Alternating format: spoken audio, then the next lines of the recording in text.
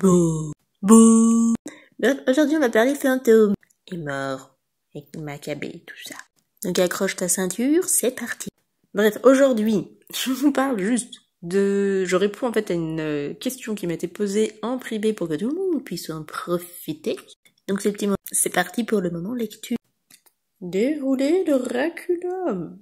Bon, j'arrête. Bon, si tu trouves la ref de la phrase que je viens de dire, je sais pas ce que je t'offre, mais on en reparlera. Alors, donc depuis que ma Minette est partie, bon il y a eu tous les trucs de politesse, mais je vous le redis pas. Depuis que ma Minette est partie, un morceau de mon cœur est parti avec, et le fait de ne plus la voir, l'entendre, la prendre dans mes bras, a réveillé quelque chose en moi. La peur de la mort et soit être dans le noir, le vide total, ou alors ne plus revoir mes parents, ma sœur, mon mari, ma fille perdue en 2021, le bébé que je porte actuellement, et mes 2 chats. Beaucoup ne comprennent pas mes peurs, mais aujourd'hui, le nom du bébé arrive à palpiter et à avoir du mal à respirer. Je pense que c'est non, ça doit être une faute de frappe, peu importe. Me dire que je ne reverrai plus ceux que j'aime. Avant de lire les autres messages, donc là, on voit clairement qu'il y a un choc, il y a un deuil qui est à faire, il y a un choc lié à la mort, hein, tout simplement, et que c'est tout à fait normal. Ça fait partie des étapes du deuil. Il y a plusieurs étapes dans le deuil. De toute façon, là, il y a aussi le déni, et je pense que tu es dans cette phase-là. Mais en tout cas, c'est une étape importante à vivre, parce que quand si on ne fait pas son deuil correctement, émotionnellement, c'est compliqué. Disons que ça va toujours revenir sur le tapis. La peur de la mort est tout à fait normale. Quand tu es normalement constitué, que tu es un être humain, les animaux aussi ont peur de la mort, là-dessus, il n'y a pas de problème. De toute façon, on est programmé pour rester en vie, d'un point de vue animal. Oui, les humains sont des animaux. Donc c'est tout à fait normal d'avoir peur de la mort, on est programmé pour survivre, donc si tu as peur de la mort, ça veut dire que tu vas tout faire pour survivre. En fait, l'intérêt, il est là, dans l'intérêt de la mort. Si tu n'avais pas peur de mourir, tu ne ferais pas en sorte de survivre. Donc jusque-là, tu es normalement constitué. Maintenant, le petit problème qu'il y a dans ce que tu me racontes, c'est que déjà, bon, il y a des choses qui se sont passées il y a un certain temps. J'ai l'impression que, alors après, bon, c'est ce que je comprends moi de là, c'est que c'est le chat qui a disparu, qui a fait remonter beaucoup de choses. On sait quand même, pour ceux qui sont pas au courant, mais le deuil d'un animal est parfois plus compliqué que le deuil d'un être humain. Bref, je pense que tu as juste besoin d'un accompagnement avec un psy, peu importe, avec quelqu'un qui t'aide justement à passer l'étape du deuil. Parce que ce qui est embêtant, c'est quand je dis que tu as tellement peur, en fait, que tu arrives à... Enfin, ça palpite. Enfin, le palpitant palpite, voilà.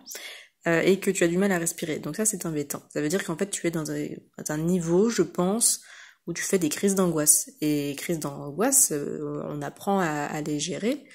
Par contre, c'est nécessaire d'avoir un accompagnement thérapeutique. On reprend la lecture. On m'a dit, c'est tout, que j'avais des capacités énergétiques. Mais pour autant, je ne perçois aucun signe de ma fille décédée, aucun signe des membres de ma famille, et je ne vois aucun corps astral, n'entends aucun bruit et ne sens rien. Je ne sais pas ce qui bloque chez moi. Une amie qui a perdu son chat l'entend marcher dans sa chambre et le sent sauter sur son lit. Si j'ai des capacités bloquées, j'aimerais les débloquer, mais je ne sais pas comment faire. Je ne sais pas ce que vous voyez à ce sujet et si vous accepterez de m'aider.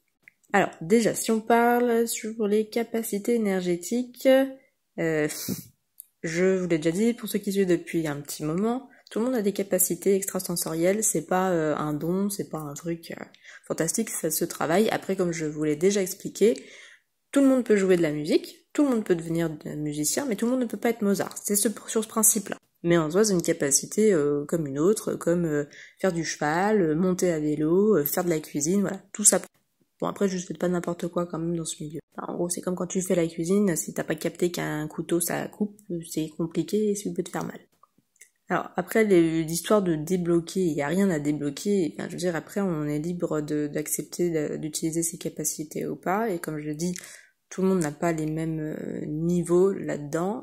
C'est très instinctif, mine de rien. Et de toute façon, là, tu es dans une réflexion. Déjà, de toute façon, tu peux pas... Enfin, en tout cas, dans ma façon de le faire, alors après, c'est vrai que j'ai pas ce problème de blocage, mais on ne peut pas aller plus loin si on reste dans ce qui est appelé le mental, mais en fait tu peux pas. Si tu cogites sur la chose pour que ça arrive, ça viendra pas. C'est instinctif, ça se passe vraiment dans les tripes. Donc oui, il y en a qui vont entendre leur chat, le chat va visiter. Mais parce que déjà, il y a plusieurs cas de figure dans les défunts, déjà savoir si c'est fantômes ou défunts, j'en ai parlé dans une précédente vidéo, et déjà, enfin, ils sont pas obligés de te rendre visite, ça c'est c'est la vérité, c'est en tout cas comme ça moi que je vois les choses. Ils ont pas d'obligation de te rendre visite, c'est pas systématique. Quand la personne vient de décéder, c'est toujours très chaotique de l'autre côté. On laisse quand même un certain laps de temps pour que toi tu puisses faire ton deuil et que de l'autre côté aussi, ce qui doit se mettre en place se mette en place. Déjà, il faut laisser le temps au temps. Maintenant, ce que je peux te dire, c'est que au niveau du fait que tu serais bloqué, entre guillemets, la question c'est est-ce que tu as peur de voir certaines choses et d'entendre certaines choses et tu pourrais avoir raison d'avoir peur de certaines choses. Parce que le problème, quand vous me contactez pour me dire que vous voulez débloquer des capacités extrasensorielles que vous avez, il n'y a rien à débloquer, il faut laisser venir et ça vient pas, on s'intéresse au sujet, voilà, bref. Mais, s'il vous plaît, ce n'est pas un monde de bisounours de l'autre côté. Ce n'est pas non plus un monde complètement lugubre, avec que des démons comme on entend certaines personnes qui ont peur de tout. C'est un juste milieu, c'est comme ici, il y a des bons, des mauvais partout, il y a des gens avec qui énergétiquement on match, d'autres avec qui on matche pas, voilà, c'est la même chose, mais c'est juste que c'est pas palpable, tu vois. Mais, avant de voir un proche, soit éventuellement on peut demander à ce qu'on le voit en rêve, ça peut fonctionner, mais pareil, on y prend avec des pincettes, on fait pas n'importe quoi, et surtout quand on veut voir des entités, qu'on veut entendre des choses, il faut être prêt à ce qu'on n'entende pas les gens qu'on a envie d'entendre, des gens aussi qu'on voit, enfin des entités, qui viennent nous voir qu'on n'avait pas prévu, donc ce sera pas forcément la personne que tu souhaites. Parce que oui, après, en fait, il faut savoir faire le tri. Et ça demande de l'expérience. Donc, c'est peut-être pas plus mal que tu ne la vois pas parce que émotionnellement, tu n'es peut-être pas assez stable. Et la stabilité est très importante dans le milieu ésotérique. Enfin, comme dans tout, hein, c'est comme, je veux dire, quand tu traverses un deuil et que tu essayes de réconforter quelqu'un qui vient de se faire larguer, tu vois, enfin, tu peux le faire, il y en a qui arrivent à très très bien le faire, c'est pas la majorité des gens, c'est très compliqué, ça va te demander beaucoup d'énergie, parce que toi-même, tu seras dans des énergies qui sont quand même pas top. Donc en fait, c'est bien aussi parce que les entités, tout ça, énergétiquement, ça te pompe de l'énergie, surtout si tu n'as pas l'habitude de travailler avec. Donc quand vous voulez avoir accès à l'invisible, on a accès à tout, et pas qu'aux choses sympas. Donc je comprends cette histoire de deuil, pas de souci.